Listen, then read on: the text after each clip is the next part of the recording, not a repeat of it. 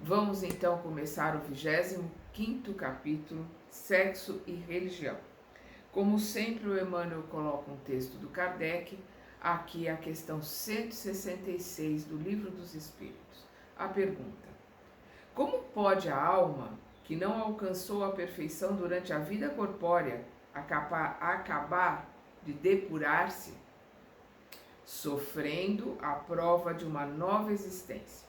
E na mesma pergunta 166A, como realiza essa nova existência? Será pela sua transformação como espírito? Depurando-se a alma indubitavelmente, sem sombra de dúvida, experimenta uma transformação, mas para isso necessária lhe é a prova da vida corporal. Então nós vemos aqui o Emmanuel pegando uma pergunta do Livro dos Espíritos, falando da reencarnação, da necessidade do aprimoramento, da necessidade de nós passarmos aqui pela Terra, com as ilusões da Terra, com o esquecimento, para que a gente possa realmente se lapidar, né? se purificar, né? Nos melhorando. Então, quando ele coloca, nós vamos ver ao longo da história, né, a religião e o sexo como uma dicotomia, os dois completamente, o sexo no materialismo e as pessoas materialistas indo contra a religião, contra a espiritualidade, a favor de liberdade, a favor da existência, que a existência é uma só, acabou, não é mais nada, tem que se cultuar o corpo e soltar todos os seus instintos.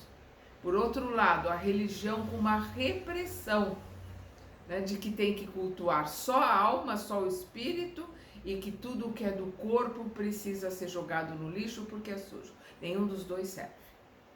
Nenhum desses extremos serve. Nós temos que entender, como nós estamos vendo nesse livro, o tempo todo, nós estamos no penúltimo capítulo, o tempo todo Emmanuel nos mostrando a divindade da energia genésica, da energia sexual, né? A palavra vem da gênese, da origem da criação, e a religião como religar, né?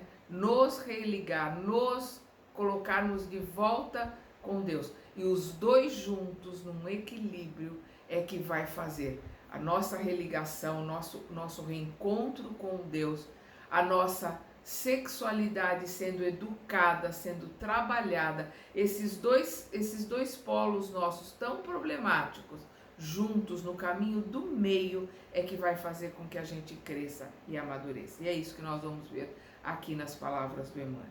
Dar-se-á o fato de isentar alguém dos impulsos e inquietações sexuais simplesmente por haver assumido compromisso de natureza religiosa, ou seja, só porque deu votos para esta ou para aquela religião, né, para o padre, para o pastor ou para o rabino, isso vai mudar tudo?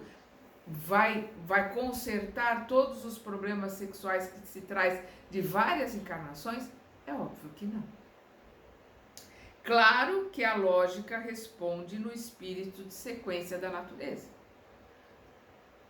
O instinto sexual começa conosco no mundo animal, para procriação, para preservação da espécie, e através do prazer, no cio, os animais se encontram e procriam.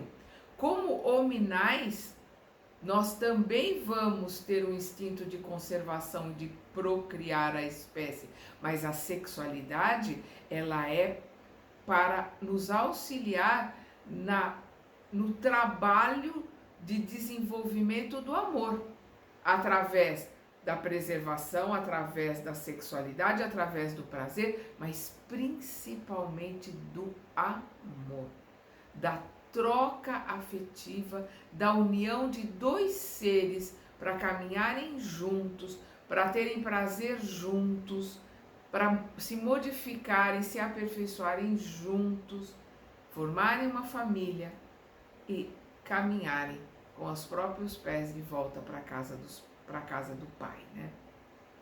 A criatura que abraça encargos dessa ordem está procurando ou aceitando para si mesmo aguilhões regeneradores. Aqueles que aceitam a insígnia, né, o encargo de se dizer religioso, padre, pastor, rabino, monge, ele está aceitando para si os aguilhões, né,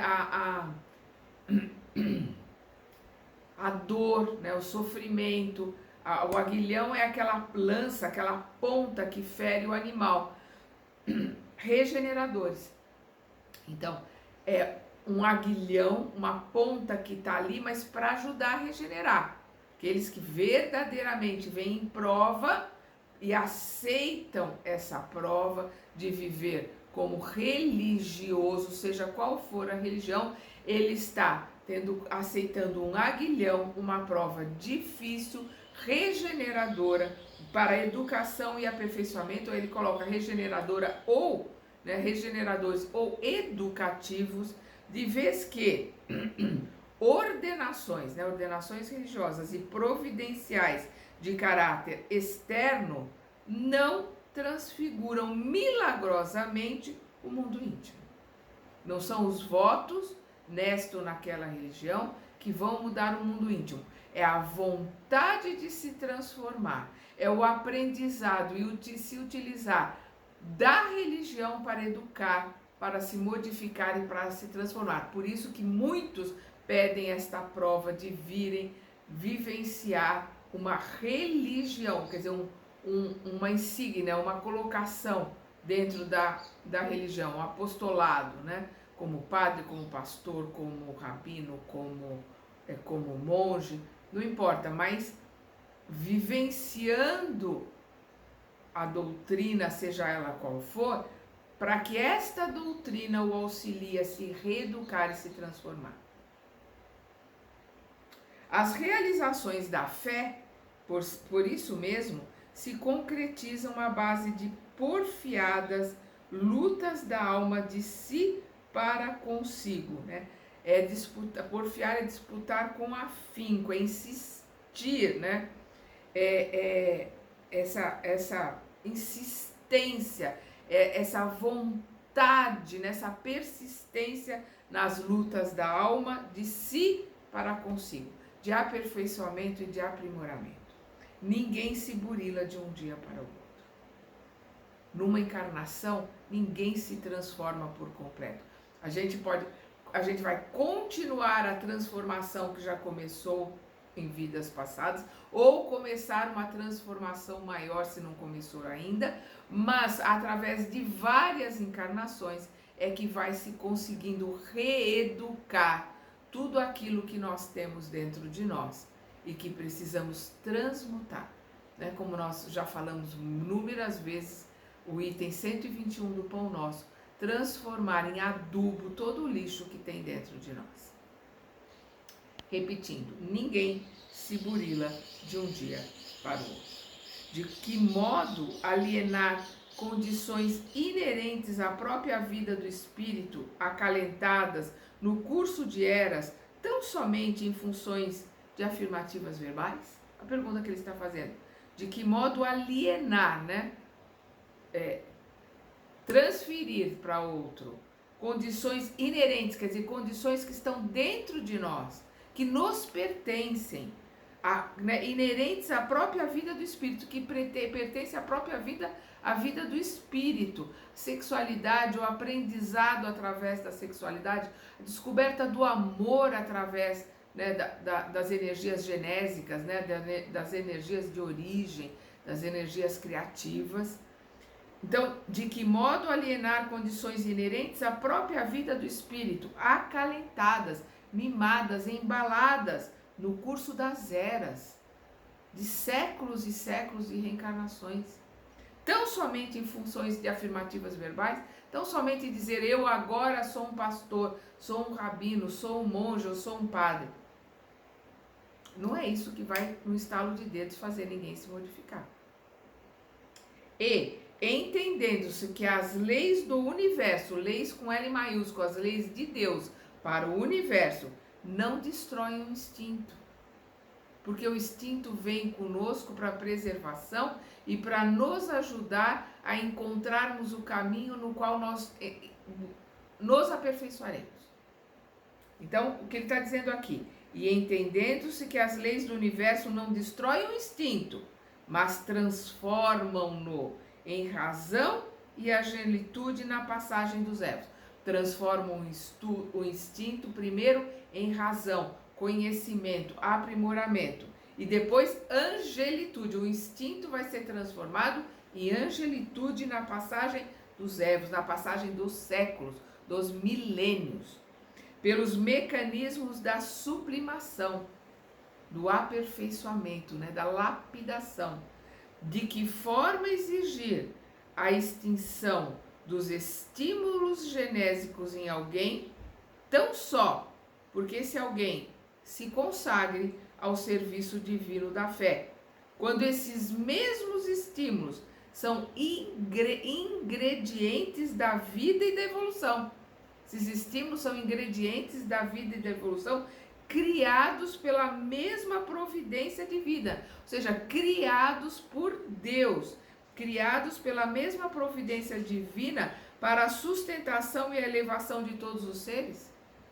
Então, como extinguir aquilo que Deus criou? E se Deus criou é porque é divino. Se nós jogamos um balde de lama em cima de tudo, esse problema é nosso, nós temos que limpar, nós temos que transmutar, nós temos que modificar a nós mesmos interiormente. Mas tudo que existe em nós é uma criação divina, então tudo é divino em nós. Vamos lembrar Jesus, vós sois deuses, podeis fazer o que faço e ainda mais. É uma questão de nós querermos nos aprimorarmos, nós querermos sublimarmos tudo que existe em nós, nos aperfeiçoarmos para chegarmos à angelitude. Compreendida a inalienabilidade, a impossibilidade de transferência dos problemas sexuais nas individualidades representativas das ideias religiosas no mundo, então compreendida a inalienabilidade dos problemas sexuais nas individualidades representativas das ideias religiosas no mundo. Então, todos nós temos problemas sexuais para resolver, senão nós não estaríamos na Terra. É mais que razoável considerar que essas individualidades, esses indivíduos, nas suas diferenças existentes em cada um, ou seja, diferenças de modificações e diferenças de aprendizados que cada um de nós temos para realizar, então é mais que razoável considerar que essas individualidades, em grande maioria, solicitaram para si próprios os controles de feição moral, aqui transitoriamente, por um tempo curto, é transitório, se vinculam no tentame de extraírem deles o proveito máximo a favor de si próprios. Ou seja, é mais provável, o que o Emmanuel está colocando aqui, a gente vai entender que o mais provável que esses religiosos pediram essa prova, pediram para vir e entrarem para a vida religiosa, para poderem se lapidar, para poderem se aperfeiçoar, para poderem se utilizar da religião para frear instintos, para educação sexual, para a transformação interior. Então, na maioria das vezes é uma prova, e uma prova muito difícil, às vezes expiação, que os espíritos pedem no plano espiritual para realizarem aqui, para poderem se transformar e se modificar. São poucos aqueles espíritos que vêm em missão. Aqueles que têm uma religiosidade interior, já têm uma superioridade, são espíritos mais elevados que vêm em missão. Madre Teresa de Calcutá, Irmã Dulce, Teresa de Ávila na Idade Média, um Chico Xavier, mais contemporâneo, que vem em missão para realizar um trabalho e estão trabalhando a sua sexualidade, estão trabalhando a sua religiosidade dentro da missão que vieram resolver. A grande maioria pede como prova ou expiação a vida religiosa para poderem se modificar e se reeducar. É isto que ele vem colocando aqui, né? Quando ele diz, solicitaram para si próprios os controles de feição moral, né? A vida dentro da religião, a que transitoriamente, só por um pequeno período, se vinculam no tentame de extraírem deles, né, dessa vida religiosa, o proveito máximo a favor de si próprias. Extraírem dessa religiosidade, dessa vida religiosa, o máximo de proveito para a reeducação. Efetivamente, espíritos superiores e já erguidos a notáveis campos de elevação, unicamente por amor e sacrifício, porque é por amor e sacrifício que eles se elevaram, amando cada vez mais, através de renúncia, através de altruísmo, de muito sacrifício, que esses espíritos atingiram os patamares que atingiram e que são espíritos mais elevados. É o que ele está colocando aqui. Efetivamente, espíritos superiores e já erguidos a notáveis campos de elevação, unicamente por amor e sacrifício, tomam assento nas organizações religiosas da Terra, voltando a reencarnação em atividades socorristas. São aqueles que vêm para atividades religiosas por missão, para socorrer, como eu falei. É uma Teresa d'Ávila, uma Madre Teresa de Calcutá. Voltando a reencarnação em atividades socorristas, nas quais impulsionam o progresso dos seus irmãos. Então, vem em missão para ajudar, para impulsionar o progresso dos outros, para esclarecer, para buscar, né, os grupos, a multidão, vem como missionário para alavancar o progresso dos que estão à sua volta. Esses missionários do devotamento vibram em faixas de amor sublime, quase sempre inacessível à compreensão dos seus contemporâneos. Então, esses missionários, esses espíritos superiores, vibram numa faixa, têm uma capacitação, têm uma energia, têm um entendimento que foge do entendimento dos seus contemporâneos, daqueles que vivem com eles. Eles estão num patamar mais elevado que o exemplo deles, a colocação que eles fazem acerca da vida, foge da compreensão dos simples espíritos que estão aqui, ainda anos-luz do degrau que eles alcançaram. Então, voltando, esses missionários do devotamento vibram em faixas de amor sublime, quase sempre inacessível à compreensão dos seus contemporâneos.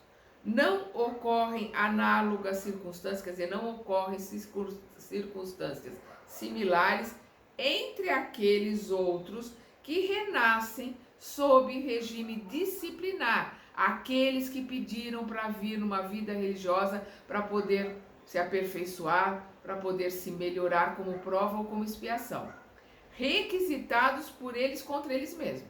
Então, eles pediram para vir como prova ou como expiação.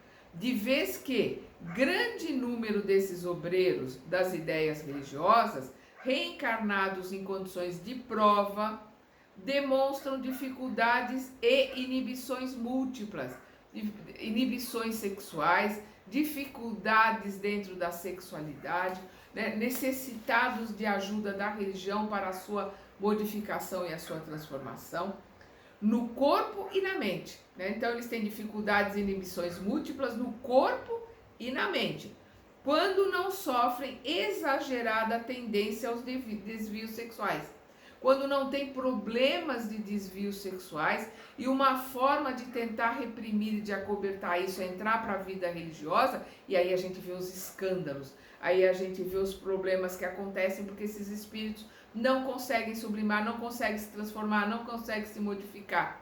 E aí, como diz o caipira, a porca torce o rabo.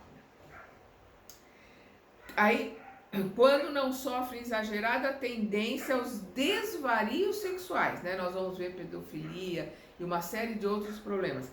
Tendência essa que habitualmente os mantém recolhidos ao medo de qualquer expansão afetiva, ao medo de conviver com alguém, ao medo de se casarem, ao medo de terem uma família. Então eles buscam, né, fugir para uma vida monástica, para uma vida celibatária, e às vezes conseguem se reeducar, Às vezes conseguem sublimar tudo isso e sair daqui melhor do que vieram. Às vezes não conseguem. E aí a gente vê situações tristes dentro de todas as religiões. Da espírita, da católica, da protestante, da budista, do judaísmo. Nós vemos histórias tristes de problemas sexuais. Temendo as manifestações do amor, e basta às vezes, né, muitas vezes, condenando indebitamente, condenando de forma indevida os companheiros da humanidade pelo ato de se acomodarem a uniões respeitáveis e dignas, condenando aqueles que estão se amando, condenando aqueles que estão vivenciando um amor, vivenciando a sua sexualidade plena, porque eles estão reprimindo a deles, então ele condena do outro. Ele tem muita vontade de vivenciar e não consegue, condena do outro. Então é isso que ele está colocando aqui. E bastas vezes, condenando indebitamente os companheiros da humanidade pelo ato de se acomodarem a uniões respeitáveis e dignas, na generalidade, né, na grande maioria, receiam a si próprios e censuram os semelhantes no impulso inconsciente de lhes copiar a independência e a conduta. Quer dizer, por inconscientemente o que eles gostariam de poder copiar aquela conduta, de ter aquele tipo de vida, não conseguem, tentam se reprimir, tentam se reeducar, também não estão conseguindo, vão reprimir, vão atrapalhar a vida dos outros com colocações indébitas, com colocações completamente erradas, principalmente em relação ao sexo. Daí surgem os incidentes menos felizes. Quantas vezes? E aí nós vamos ver, né? As situações que a gente vê em todas as religiões, como eu falei, em que vemos expositores ardentes e apaixonados dessa ou daquela ideia religiosa, tombando em experiências emotivas muito mais complicadas e deploráveis do que aquelas outras que eles próprios reprovavam no caminho e na vida dos companheiros, fazendo muito pior, em situações deploráveis, que na maioria das vezes acabam em cadeia, né? Quando eles são descobertos, acabam sendo presos, né? Quando não, criam situações tristes, né? Deploráveis, em todas as religiões. Aliás, registre-se que o fenômeno é mais que justo, porquanto, aceitando os distintivos, né, as insígnias, a representatividade dentro de uma religião, então aceitando os distintivos de determinada seara religiosa, o espírito impõe a si mesmo um fator de frenagem. Entrando para uma religião, ele está ali freando os instintos, os problemas que ele precisa resolver. O espírito impõe a si mesmo um fator de frenagem e autopoliciamento, sem que as marcas exteriores de fé signifiquem mais que um convite ou um desafio a que se aperfeiçoe de acordo com os princípios de acrisolamento, né, de purificação que abraça. Instruções religiosas exteriores não alteram de improviso os impulsos do coração. Então não é vestir uma batina, se aceitar como pastor, ser rabino, né, ser monge, fugir para a caverna, ir para o Himalaia, não é nada disso que vai mudar o que está interiormente, que precisa ser reeducado. Então, instruções religiosas exteriores não alteram de improviso os impulsos do coração, conquanto se erijam, né, se levantem, se construam em fortaleza de luz, amparando a criatura que a ela se acolhe para o serviço de autoaprimoramento. Pode ser, é o que ele está colocando aqui. Não é a instrução religiosa, por mais iluminada que seja a religião, por mais que aquele mosteiro, que aquela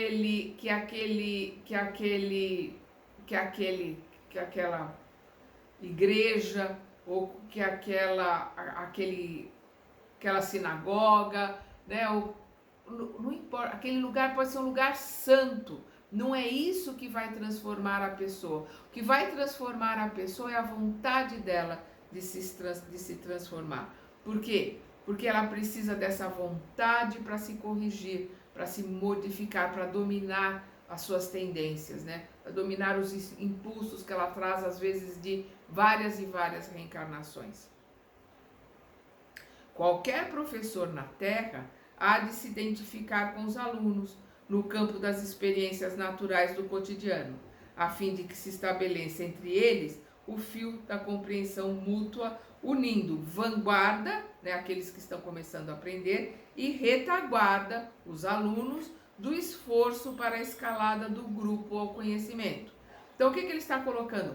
Em todas as colocações da vida, um professor, ele tem condições de passar suas experiências para o aluno, colocando para o aluno: olha, eu tive a mesma dificuldade que você teve em matemática, eu vou te ajudar. Tive a mesma dificuldade que você teve em história, em geografia, eu vou te ajudar. Mas são poucos os professores que têm condições de educar, de transferir uma educação, uma compreensão, um caminho dentro da sexualidade. Por quê? Porque a maioria de nós, se não a maioria, todos nós, temos dificuldades sexuais para serem transformadas, para serem educadas, uns mais, outros menos, mas todos nós temos problemas sexuais para nos reeducarmos. E dentro da sociedade o sexo é um tabu, aí se coloca um pano em cima da luz, né? Porque na verdade sexo é uma energia divina, então é luz.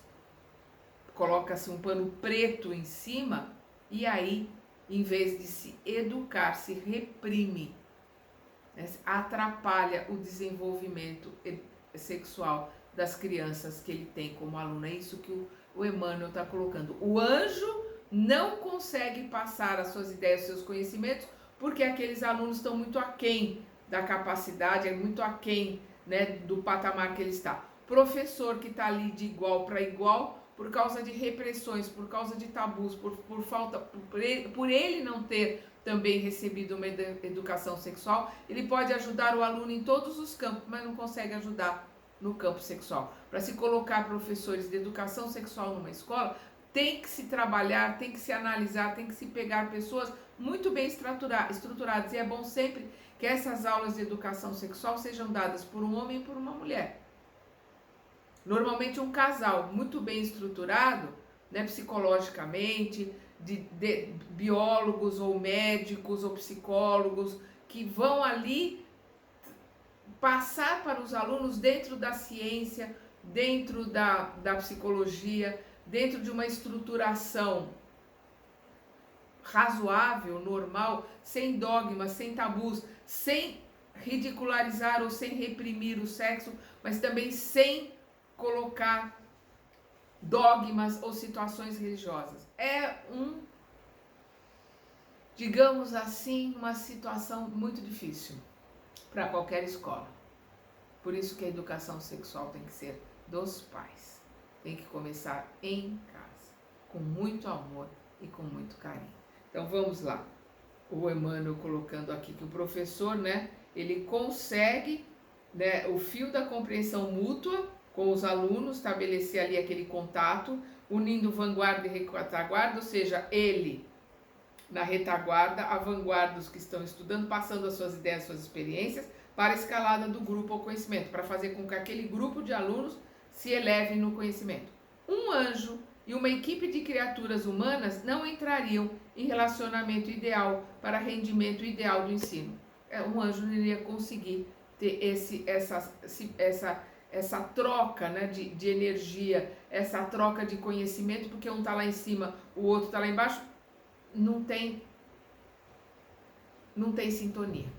É isso que o Emmanuel está colocando. Então, um anjo e uma equipe de criaturas humanas não entrariam em relacionamento ideal para rendimento ideal do ensino. À vista disso, entendendo essa situação, somos nós mesmos espíritos endividados. E aqui nós vemos que o Emmanuel está se colocando na mesma posição. À vista disso, somos nós mesmos espíritos endividados ante as leis do universo, né? As leis de Deus que regem o universo, que nos enlaçamos uns com os outros, né? Que nos intercambiamos, que estamos ali jungidos uns com os outros, encarnados e desencarnados, aperfeiçoando gradativamente as qualidades próprias e aprendendo à custa de trabalho e tempo. Muito trabalho, muito tempo. Deus ensina pelo tempo. Como alcançar a sublimação, a elevação, a purificação que demandamos, que estamos buscando em marcha laboriosa, de novo, trabalho, com muita vontade para a conquista dos valores eternos. Como o próprio Emmanuel colocou para o Chico, disciplina, disciplina, disciplina. Muita vontade, muita força de vontade, muito autoconhecimento, muito olhar para dentro, para que possamos trabalhar em nós a todas as situações que precisam ser resolvidas, principalmente na área sexual.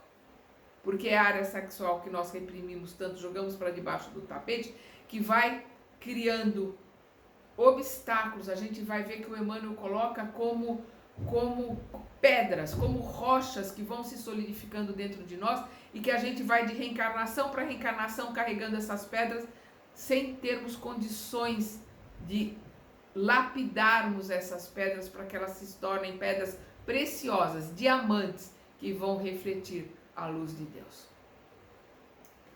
Nós terminamos aqui este capítulo. No próximo, que é o último capítulo do livro, nós vamos ver a margem do sexo. Até lá!